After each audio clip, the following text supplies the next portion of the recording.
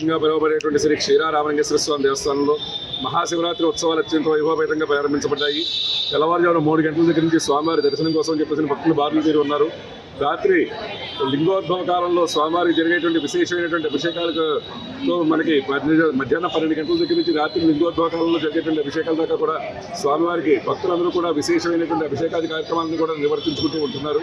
అలాగే స్వామివారి రాత్రి 8:30 జగజ్యోతి వెలిగించడం అనేటువంటి కార్యక్రమం అనేటువంటిది పుణ్యకార్యక్రమంగా భక్తులందరూ కూడా వీక్షించి తెలుస్తూ ఉంటారు.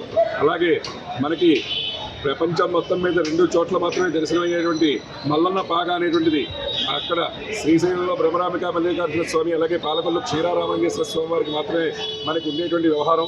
ఈ పాకాన్ని ఎవరైతే దర్శనం చేసుకుంటారో వాళ్ళకి ముక్తిని మోక్షాన్ని ప్రసాదిస్తారని చెప్పేసి అనేటువంటిది మనకి పురాణాల ద్వారా తెలిసేటువంటి విషయం. అలాగే స్వామివారి ఆలయంలో అత్యంత వైభవపేతంగా శివరాత్రి ఉత్సవాల్లో భాగంగా స్వామివారి యొక్క విశేషమైనటువంటి దర్శనాన్ని, జాగరణని, అంటే శివరాత్రి ఉత్సవం అని చెప్పేసి అంటే అందరూ కూడా మొట్టమొదటిగా తెలుసుకునేటువంటిది ఏమిటి అనేది ఉపవాసం, జాగరణ. ఎవరైతే జాగరణ చేసే ఉపవాస దీక్షలతో స్వామివారిని నామస్మరణ చేసుకుంటూ ఉంటారో వాళ్ళకి ముక్తిని మోక్షాన్ని ప్రసాదిస్తారని చెప్పేసి శివపురాణం ద్వారా తెలిసేటువంటి విషయం.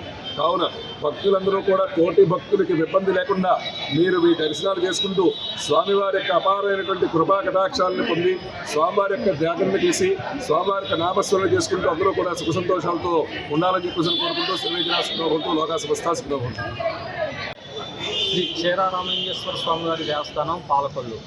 నా పేరు ముచ్చర్ల శ్రీనివాసరావు, కార్యనిర్వహణాధికారిగా పనిచేస్తున్నాను.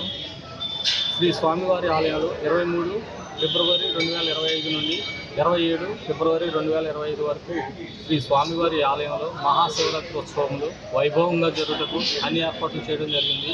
ఈ క్షేత్రమునకు భక్తులు సుమారుగా 40,000 మంది వరకు రావచ్చునని అంచనాతో అన్ని ఏర్పాట్లు చేయడం జరిగింది.